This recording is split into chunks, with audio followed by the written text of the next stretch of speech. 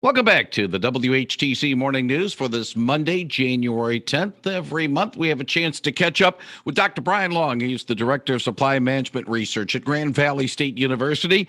He conducts a survey of purchasing managers in the Grand Rapids and Kalamazoo area to comprise his monthly current business trends document that takes a look at the economy in West Michigan with an emphasis on manufacturing and on employment, among other things as well. Dr. Long joins us via the Zoom connection this morning. Brian, good morning. And since this is our first chance to chat in 2022, Happy New Year to you, sir. And Happy New Year to you, too. Glad you are with us.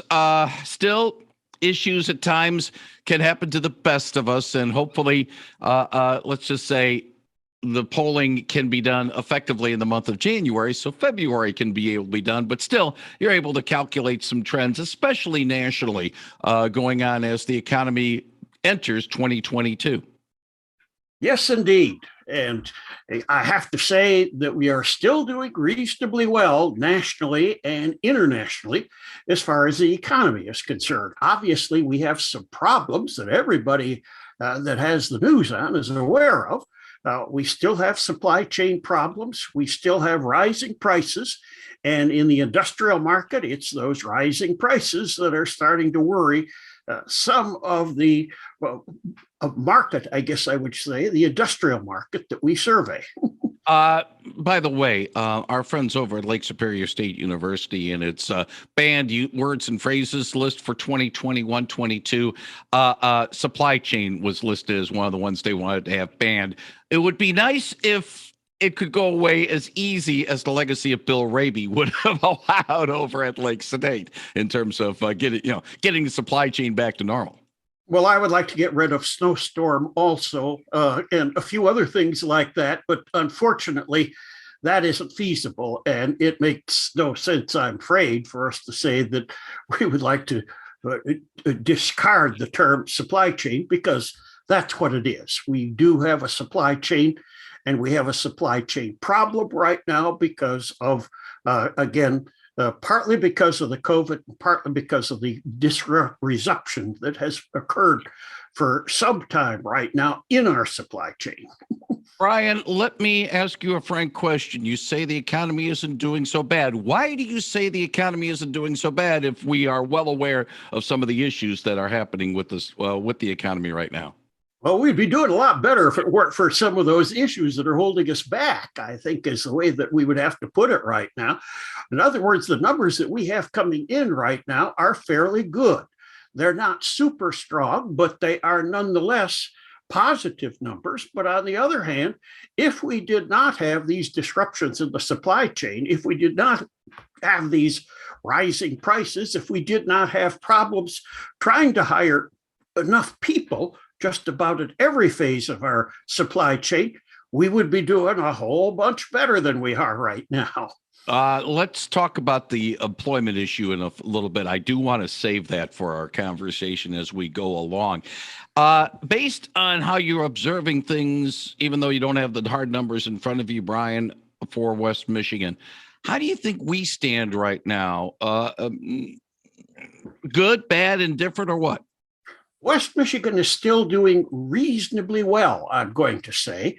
And yes, we do have some numbers to look at that we can tell that we have, in other words, recovered from the COVID, and we are on our way to a brighter future. On the other hand, as I said, we have these problems that are continue to be persistent. And our auto industry is one of our cyclical industries, and it's being held back right now because of that chip shortage that everybody's heard about. Brian, you mentioned about some of the things that the auto industry is trying to bounce back on. How concerned should people be about the news we got that Toyota is now the number one automaker for sales in the United States, surpassed General Motors? It had been that way, I think, on a worldwide basis for a number of years, but now it's in the United States. Is that just an image thing or anything more than anything else? To a certain extent, it's an image thing, but it also is a commentary on the competition that we face in the world out there right now. General Motors at one time had 60% of the world's market for cars. And now here we find that Toyota has surpassed them. They have nowhere near that amount now, but they are still selling cars and they are still profitable. So that, I guess we have to say, is a plus. On the other hand, it also says that General Motors hasn't innovated fast enough to keep up with the competition that's going out there. And I'm not sure where they are going right now. Ford obviously has taken a different tack. They are looking right now at more and more electric vehicles, primarily SUVs. They're phasing out all kinds of their lines of sedans and that type of thing, because that appears to be where the world market is going. But on the other hand, we have these innovators that have popped up, like Hyundai, just as a for instance, they were making bicycles 50 years ago, and now they have 5% of the US market. So for that reason, we have to say that we aren't the innovators that we were at one point in time. But on the other hand, our local companies are still profitable, and that is a positive factor for us as well. The other thing that's important as far as West Michigan is that we are selling to Toyota, we are selling to Hyundai, we are selling to all of the transplant companies now, and we weren't 30 years ago. And that speaks well for our local companies that have figured out how to tap into where the market is going. Speaking about local companies, again, with the preface being that you don't have the actual hard numbers for November and December right now, but where do we stand with the office furniture industry? Are they still at a crossroads, or are they beyond the crossroads, shall we say? Not really, because they are still redefining where they need to go. Obviously, the concept of the office is changing. What constitutes the quote office? And is it biologically safe? Some of the innovations that they are coming up with right now include more social distancing in the offices.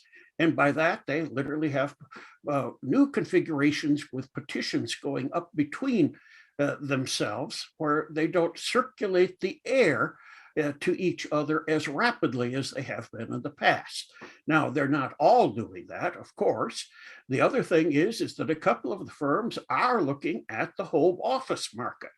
Neither of our major furniture companies in Grand Rapids had any good entries as far as the home office market is concerned. They left that to Sauder and Hahn, the other companies that are out there. And unfortunately, they are late to the game, but they are getting into this home office concept, at least starting to get into it. Other firms in Grand Rapids are not, and that is not a positive, I might add. Yeah, and I think that with the preface also, in fact, you mentioned the Grand Rapids companies, but with Herman Miller and Hayworth and Fenway, they're probably could be in the same boat as well. That, unfortunately, is the case, and I do think that they will turn the corner. Obviously, they've reinvented themselves many times. Grand Rapids was the furniture capital 100 years ago, but it was the wood furniture capital. Now, of course, it's the office furniture capital. 14% of the world's office furniture is still made in the greater Grand Rapids area. And that's significant as far as the world market is concerned. But it also says that they have to innovate and they have to keep up with the market. And they haven't been doing that well since this pandemic hit. Dr. Brian Long, I'm going to put up the term the Great Resignation. That is now being the media term for more and more people dropping out of the labor market. It has caused a labor shortage. Is that overly dramatic, calling it the Great Resignation? Or is it maybe, somewhat appropriate to talk about the fact that more and more people are starting to think twice about their career choices and maybe looking to be entrepreneurs and do something different in the wake, especially of the COVID outbreak? Well, we have nationwide about 3 million people that have still not returned to the workforce. And that's part of the problem of, well, what we are talking about here today. Of course, part of that relates to also when you see the great resignation, there are many, many jobs available out there, and people are changing jobs like crazy to upgrade themselves in most instances. In other instances, they are just plain burning out. You get a company that can't hire enough people, well, they crack the whip on the people that are there. And if these people are being paid $18 an hour or whatever, and they come home just totally frustrated, totally beat because of the hard work that they've had to do, they start and look for another place to go that maybe pays $20 an hour or something like that. And of course, there's a continuing frustration as to childcare and that type of thing with the schools opening and closing. All of these are factors that relate to how people can work as they did in the past. And right now, we don't have an easy solution to that. I would guess around a half of our firms in the local area either have raised wages or are considering a raise for their workers, partly just to retain the people that they have. And to a certain extent, that's working. But this great resignation that you hear about, well, that's for real out there. Until we get back to equilibrium here as far as job openings versus the number of people that are applying for them and actually going to work, we're going to have this shortage problem, and we're probably going to have continued resignations. Do you sense, and maybe more than anything else, I'm asking you as a learned observer and a seasoned observer of employment trends and manufacturing trends, do you sense that perhaps this could accelerate the automation aspect? We're seeing now robots in some service sectors that were a novelty a few years ago. It's become more and more of a regular thing. Do you see that perhaps in the way to fill the void? Because there aren't enough people to work, it might accelerate the automotive automation aspect of employment. We have been automating for the last 100 years in the United States. If you look at our entire history, we have been upgrading our equipment, our machinery. Look at what we do on the farms, just as a for instance, in those gigantic tractors that we have right now. I know farmers who literally farm 1,500 acres by themselves. My grandparents made a living off of 80 acres. And we've upgraded in every other industry too. A lot of robotics is going into the auto industry as well as most other industries. This is a slow process though. You say automation and we're going to put robots in to do this, but these robots have to all be programmed. They all have to be designed, and they are expensive. For that reason, of course, there is a cost benefit analysis, but you are correct to say that we are going in that direction, partly because of our inability to hire as many people as we would like, partly because of the rising costs, and partly because this is the trend that has been going on for many, many years now and will continue to go on. He is Dr. Brian Long. He joins us on a monthly basis to talk about his current business trends. He looks at employment and manufacturing, among other factors, in the West Michigan economy. Dr. Brian Long is the Director of Supply Management Research at Grand Valley State University. Want to thank you very much for joining us this morning on WHTC's Morning News and for your graciousness over the last few years when we've had a chance to chat with you. And if all goes well, we'll do this again next month. Thank you. I will look forward to that.